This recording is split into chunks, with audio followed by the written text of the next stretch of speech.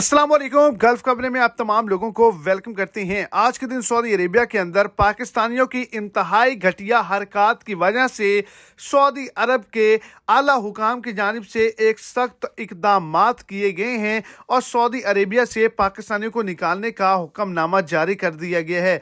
Saudi शहरियों की भी यही अपील है कि जल्द से जल्द पाकिस्तानियों को निकाल दिया जाए।